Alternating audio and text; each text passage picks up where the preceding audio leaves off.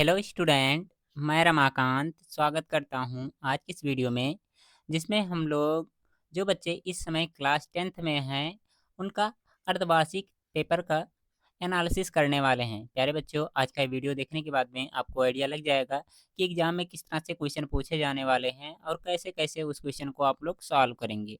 Video बहुत ही महत्वपूर्ण है। अगर जो ये वीडियो देखते हैं तो डेफिनेटली मानिए आपका बहुत ही फ़ायदा होने वाला है। तो चलिए स्टार्ट करते हैं ये वीडियो और समझते हैं सारी चीज़ों को एकदम अच्छे तरीके से। जो बच्चे नए हैं, अगर जो आप लोगों ने टेलीग्राम चैनल और व्हाट्सएप ग्रुप को नहीं ज्वाइन किया है तो ज्वाइन कर लीजिएगा। लिंक आपको डिस्क्रिप्शन बॉक्स में मिल जाएगा। अगर जो आप लोग इंस्टाग्राम और फेसबुक चलाते हैं तो यहाँ पर भी हमें फॉलो कर सकते हैं। अगर जो नहीं चलाते हैं तो बहुत अच्छी बात है। तो चलिए देखते हैं हम लोग सीधे क्वेश्चन की तरफ बिना किसी देरी के। तो देखिए, ये है अर्धवार्षिक परीक्षा 2024 और 25 का पेपर। ठीक है, इसमें आप लोग को जो भी निर्देश दिए गए हैं एक बार पढ़ लीजिएगा। ठीक है, आपका जो पेपर होगा क्या होगा, दो खंड में होगा। आ वाले खंड में क्या होंगे, एमसीक्यू क्वेश्चन होंगे जिसको क्या करना होगा, ओएमआर शीट पर फिल करना होगा। ठीक है, और इसमें कितने 20 प्रश्न पूछे जाने हैं। आपको पहले से मालूम होना चाहिए बहुत अच्छे तरीके से। उसके बाद में जो बा वाला होगा, ठीक है, इसमें क्या होंगे, वर्णनात्मक प्रश्न मतलब लिखने वाले प्रश्न होंगे। ठीक है, अब इसमें किस तरह से लिखना है, कौन सा क्वेश्चन कितने नंबर का रहेगा, वो सारी चीज़ें आगे आपको देखने को मिलेंगी। ठीक है, बाकी आपको बताया गया है जहाँ आवश्यक हो वहाँ नामांकित चित्र व रासायनिक समीकरण लिखें। जैसे क्या होता है, बायोलॉजी वाले पार्ट में आपको फिगर भी बनाने पड़ते हैं। ठीक है, और फिजिक्स में कुछ किरदारेख वगैरह होता है, तो अगर जो आपको लगता है कि बनाना चाहिए तो बनाइएगा, तो अच्छा रहेगा आप लोग के लिए, उसमें आपको अच्छे नंबर मिलते हैं। और अगर जो कोई चीज़ पूछा जा रहा है क्या होता है, जब कैसे प्राप्त करेंगे या फिर प्रयोगशाला में कैसे बनाया जाता है, तो उसको लिखिए। उसके बाद में उसका रासायनिक समीकरण ज़रूर से ज़रूर लिखिएगा। ठीक है, इससे क्या होता है, एग्जामिनर प्रभावित होता है और आपको बहुत अच्छे-अच्छे नंबर देते हैं। ठीक है, तो कोशिश करिएगा हर एक चीज़ का समीकरण लिखिएगा भी। जहाँ ज़रूरी होगा, बाकी जहाँ ज़रूरी नहीं है वहाँ पर मत लिख दीजिएगा। देखिए, यहाँ से हम लोग के बहुविकल्पीय प्रश्न स्टार्ट हो रहे हैं। ठीक है, अगर जो आपको आएगा आंसर तो बताइएगा, नहीं आ रहा तो कोई दिक्कत नहीं है, हम लोग बहुत बेहतरीन तरीके से सीखने वाले हैं। ठीक है, पहले क्वेश्चन में पूछा गया है, समतल दर्पण की फोकस दूरी है। समतल जो दर्पण होता है उसकी फोकस दूरी क्या होती है? शून्य। उसके बाद में दिया गया सी वाला प्लस में दिया गया है 25 सेंटीमीटर। उसके बाद में दिया गया अनंत, और डी वाले में कितना दिया गया, -25। तो क्या होता है आप लोग को मालूम होना चाहिए, ये अनंत होता है। ठीक है, समतल दर्पण की फोकस दूरी क्या होती है, अनंत होती है। तो इसका बी ऑप्शन सही आंसर हमको मिल जाएगा। क्लियर है? तो एक बार थम्स अप कर देंगे सभी बच्चे, अगर जो मजा आ रहा पढ़ने में तो। बाकी यहाँ पर देखिए, इस क्वेश्चन को बताइए इसका क्या आंसर होगा। इसमें क्या कहा जा रहा है, उत्तल लेंस के लिए कौन सा कथन सत्य है? बीच में मोटा होता है। उसके बाद में कह रहा है यह किनारों पर पतला होता है, यह बीच में पतला होता है। उसके बाद में दिया गया है ए व बी दोनों विकल्प सही हैं। तो देखेंगे प्यारे बच्चों, आप लोग को मालूम होना चाहिए उत्तल लेंस किस तरह से होता है। ठीक है, उत्तल लेंस कुछ इस प्रकार से होता है। ठीक है, और अवतल लेंस किस तरह से होता है, कुछ इस प्रकार से होता है।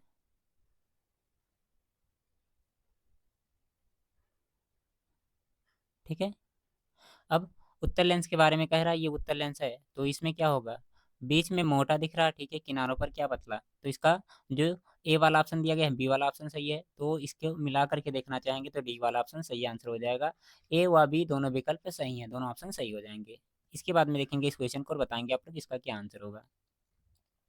इसमें देखिए कहा क्या जा रहा है, एक इधर मैं थोड़ा सा कर दूँ ताकि आपको क्लियर दिखे। हाँ, एक अवतल लेंस की फोकस दूरी 5 सेंटीमीटर है, इसकी क्षमता ज्ञात कितनी होगी आपको बताना है।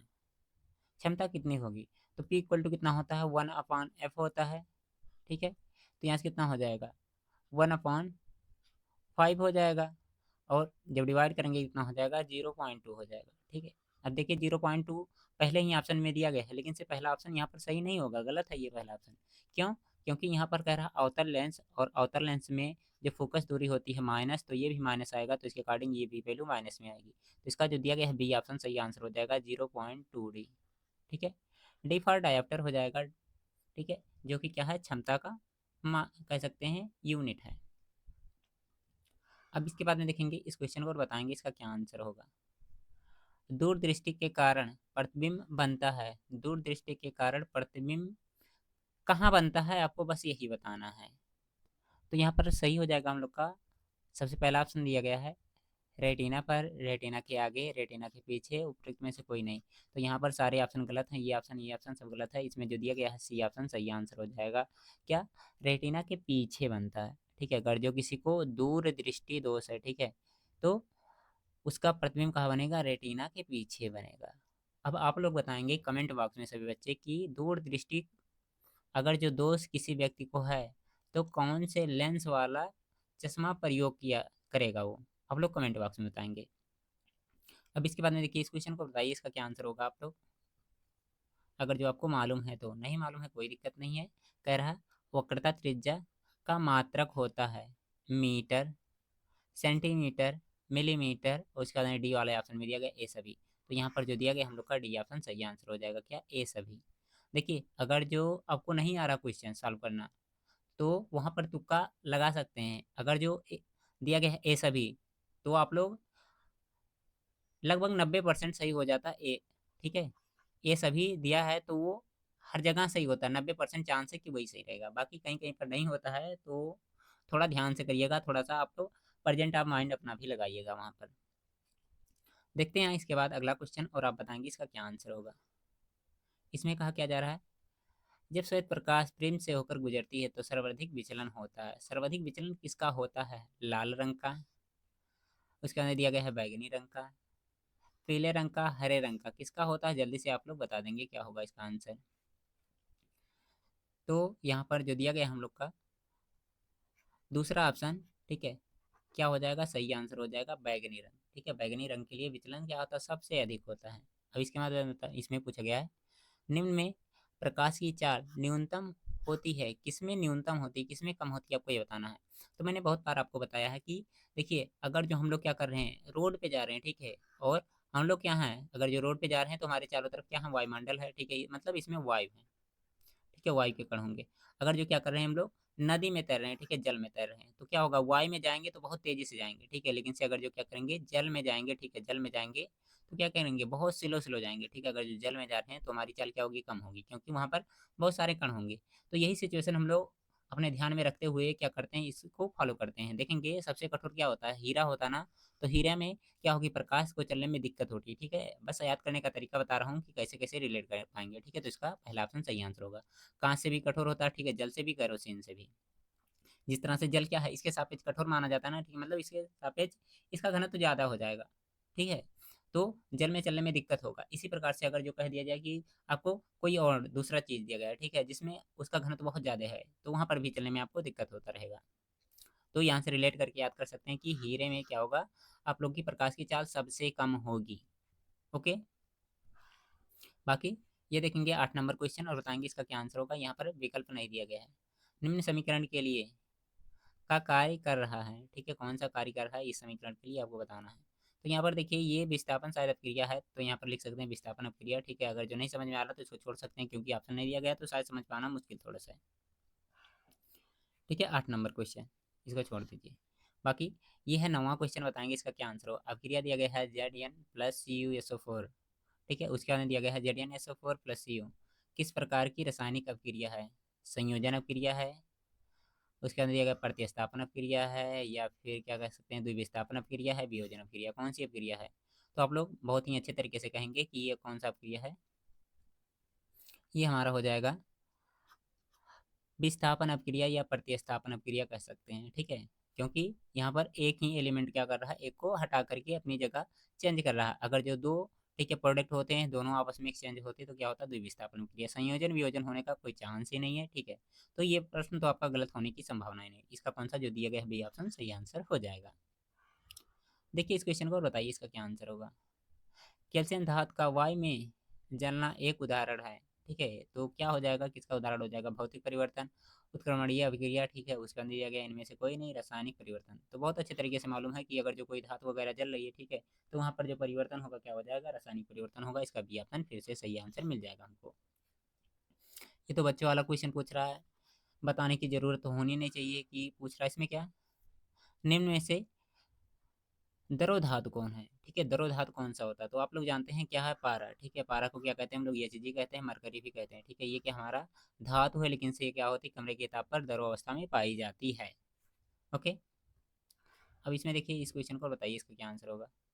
बेकिंग पाउडर को गर्म करने पर कौन सी गैस निकलती है, ठीक है। तो बेकिंग पाउडर का आप लोग फार्मूला पहले से ही जानते हैं, तो उसमें क्या होता है CO2 विद्यमान रहता है ना, तो यहाँ से गर्म करते हैं तो क्या होता है, कार्बन डाइऑक्साइड गैस, ठीक है, CO2 निकलती है।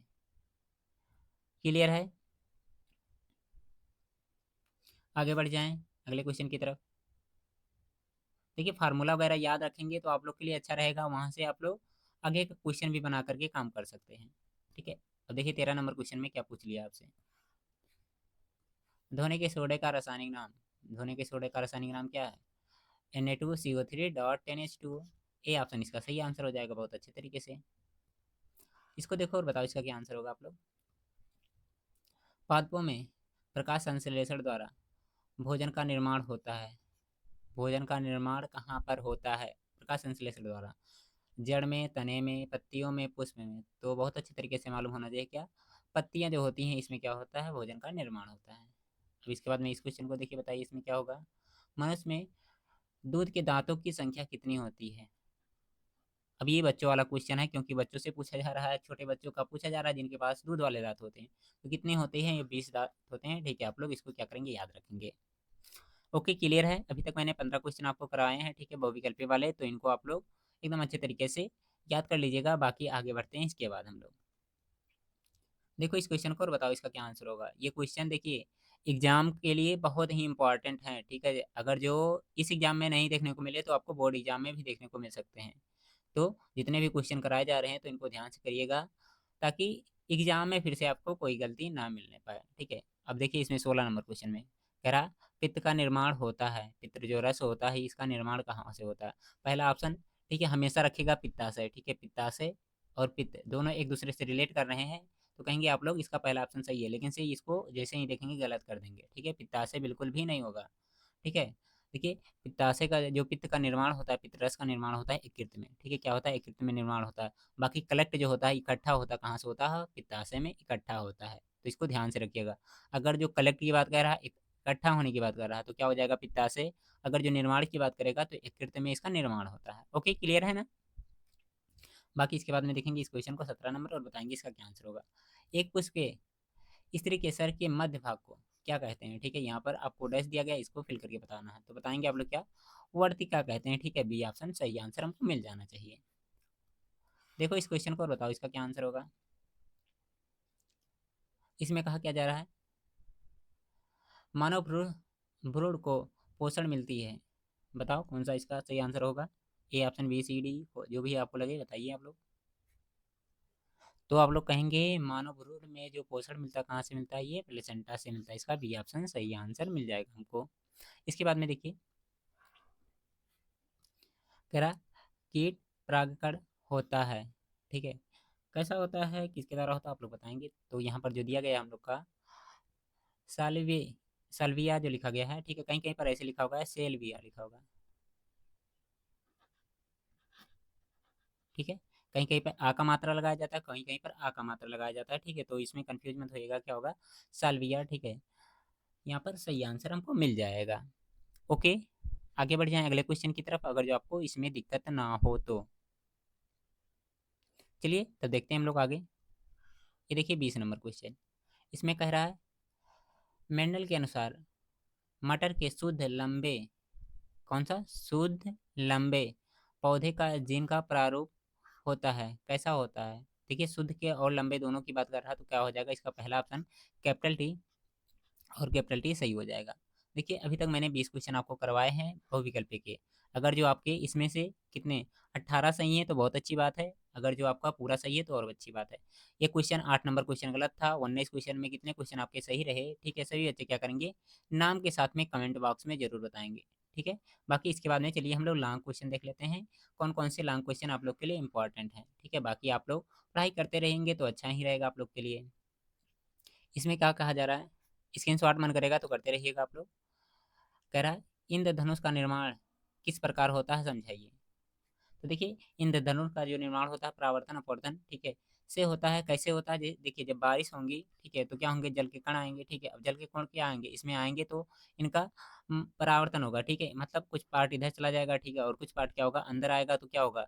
जब क्या करते हैं, एक माध्यम से दूसरे माध्यम जाते हैं, तो क्या होता है? इनके जो किरण होते हैं अपने मार्ग से विचलित हो जाते हैं, ठीक है। तो उस कंडीशन में क्या होगा? प्रकाश इधर से उधर फैलेगी, तो वहाँ पर आप लोग समझ सकते हैं क्या होगा? इंद्रधनुष का निर्माण होगा। अगर जो ये सारे क्वेश्चन आपको याद हैं तो आप लोग जरूर लिखिएगा कमेंट बॉक्स में, नहीं तो कॉपी में जरूर लिख लीजिएगा, ठीक है। अब इसके बाद में देखिए इसमें क्या कह रहा है, बहुत ही महत्वपूर्ण क्वेश्चन है, ठीक है, याद रखिएगा। किरण आरेख अवतल दर्पण के ध्रुव एवं फोकस के मध्य रखी वस्तु प्रतिबिंब निर्माण का किरण आरेख समझाइए। 4 नंबर क्वेश्चन है, ठीक है। तो गलती से भी गलती मत करिएगा। किरण आरेख चाहे दर्पण के लिए हो या फिर लेंस के लिए हो, ठीक है, जितना भी पढ़ाया गया है उसको क्या करेंगे आप लोग? याद रखेंगे, ठीक है। अगर जो नहीं पढ़ाया गया है तो आप लोग पढ़ लीजिएगा एकदम अच्छे तरीके से। बाकी इसके बाद में देखिए कह रहा है मानव नेत्र का समंजन क्षमता का चित्र सहित वर्णन कीजिए। क्या करना है? मानव नेत्र की जो समंजन क्षमता होती है उसका चित्र बना करके आपको वर्णन करना है। तो आप लोग को अगर जो मालूम है तो अच्छी बात है। क्या कहते हैं, आंख द्वारा जो फोकस दूरी बदलने की क्षमता होती है वो क्या होती है? समंजन क्षमता होती है। अब इसको डिटेल में थोड़ा सा लिखेंगे क्योंकि 4 नंबर का तो अच्छा रहेगा आप लोग के लिए, जैसा भी लिख सकते हैं। अब इसके बाद में देखेंगे 24 नंबर क्वेश्चन। इसमें क्या कहा जा रहा है? परावर्तन से आप क्या समझते हैं? ठीक है, परावर्तन से आप क्या समझते हैं? ठीक है, इसको लिख लीजिए, अथवा क्या करेंगे आप लोग? एक न्यूमेरिकल दिया गया है, इसको सॉल्व कर लेंगे।